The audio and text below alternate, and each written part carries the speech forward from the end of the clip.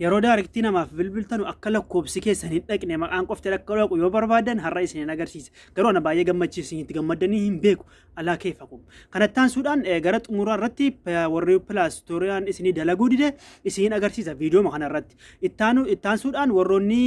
gaafii hedduu nagaafatan yuutuubii fi iimeeliif pilaastorii isin banamuu dide iimeeliif yuutuubii pilaastorii wal qabata yoo nuuf dalage jettan warra nagaafateef gama keessaatiin ergamu asirratti isiniif maxxansa lakkoofsa tokko barreessaa komintii hunda jalatti ilaaletan viidiyoo isiniin hojjedha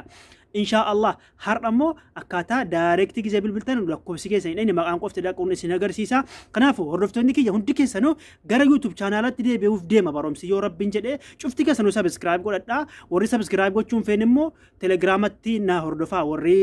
riyoon hin fayyadaman jettan wassalaamu alaikum obbolaa kiyyaa kana godhachuuf xiqqoodha bakka lakkoofsatti barreeffatanii namaa bilbilta kan dhuftanii tuqaa sadii bakka xiyyeetti qabe kan tuqxanii san booda bakka xiyyeetti qabe kana sitingisii kan tuqxanii bakka booda bakka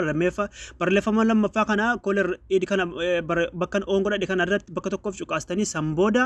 viidiyoo laaltan lakkoofsa sii fidaa nifeeta irraa gubu kunoo argattanii akkanatti viidiyoon isin agarsiisaa jechuudha akkanatti gad tuqxanii bakka shooyurni addi kana bakka tokkoof ongootanii san booda isiniyyuu kana keessaa waan feetan ni bareeffattanii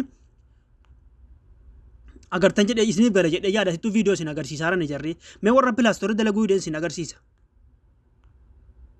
walli pilaastorii isin dalaguu didee seetingii keessa gara warra pilaastoraatii fi san booda akkas olaadhaati bakka xiyya itti qabe kana bakka aappis yookiin argattan bakka xiyya itti qabe kana fayyadamuudhaan wagga tokkoof waccuqaasaa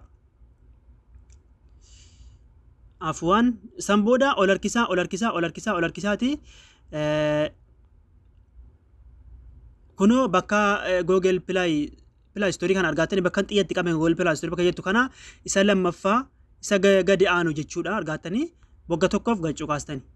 bakka xiyyeetti qabe fayyadamaa isin kabajamtoota hordoftoota kiyya san booda asirratti olarkiftaniiti suutumaan bakka stoorgii kan argattani bakka xiyyeetti qabe baatirii galjalee mobaayil daataa galjalee baatirii barfattanii bakka stoorgii kana bakka xiyyeetti qabe fayyadamaa namoota tokko hin galuufi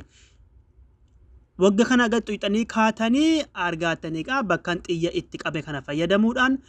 bakka daataa kana akka sokkeeratti gootanii barreeffamni silaan bakka xiyyeetti qabe kana daataa kana jiru kana duwwaa ta'ee jira kanaafuu pilaastorii keessa isiniif dalagaa har'a booda wassalaamu alaikum